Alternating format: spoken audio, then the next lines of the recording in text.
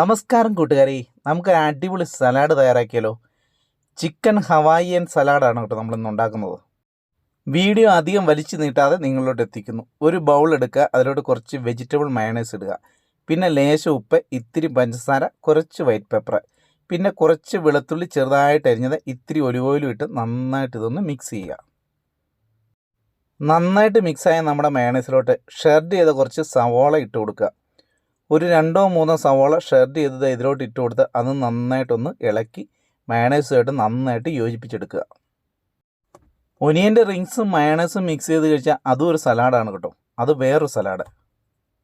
ഇപ്പം നമ്മുടെ ഒനിയനും മയണൈസും നന്നായിട്ട് മിക്സ് ആയിട്ടുണ്ട്. ഇതിലോട്ട് ഷെർഡ് ചെയ്ത ക്യാപ്സിക്കം ഇട്ട് കൊടുക്കുക. ഷെർഡ് ചെയ്യാന്ന് പറഞ്ഞാൽ ഇത്തിരി കനം കൂട്ടി അരിയാന്നാണ് ഉദ്ദേശിച്ചത് കേട്ടോ. അധികം തിന്നായി പോകരുത്, ഇത്തിരി കനം കൂട്ടി അരിഞ്ഞ് അത് നന്നായിട്ട് ഇതുപോലെ ഒന്ന് മിക്സ് ചെയ്തെടുക്കുക. ഇനി ഇതിലോട്ട് ഷെർഡ് ചെയ്ത പൈനാപ്പിൾ, നല്ല പഴുത്ത പൈനാപ്പിൾ ഇട്ട് കൊടുക്കുക. പൈനാപ്പിൾ ഇടുമ്പോൾ ഇത്തിരി കൂടുതൽ ഇടണം കേട്ടോ.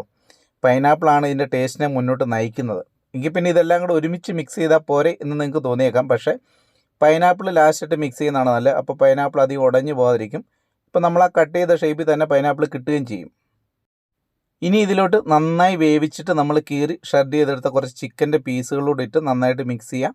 ചിക്കൻ താല്പര്യമില്ലാത്തവർക്ക് ചിക്കൻ മിക്സ് ചെയ്യാതെ ഇത് കഴിക്കാം കേട്ടോ, കുഴപ്പമൊന്നുമില്ല. ചിക്കൻ്റെ പീസുകളോട് ഇട്ട് നന്നായിട്ട് ഇത് മിക്സ് ചെയ്തെടുക്കുക.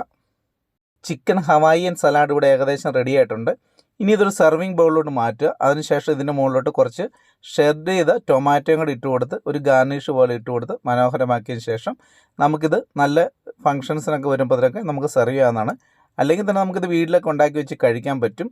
അപ്പോൾ എൻ്റെ വീഡിയോ ഇഷ്ടമായിട്ടുണ്ടെങ്കിൽ എല്ലാവരും ചാനൽ സബ്സ്ക്രൈബ് ചെയ്യുക, അതുപോലെ ലൈക്ക് ചെയ്യുക, ഷെയർ ചെയ്യുക, കമൻറ്റ് ചെയ്യുക. അപ്പോൾ പുതിയൊരു വീഡിയോയുമായി കാണും വരെ താങ്ക് യു സോ മച്ച്.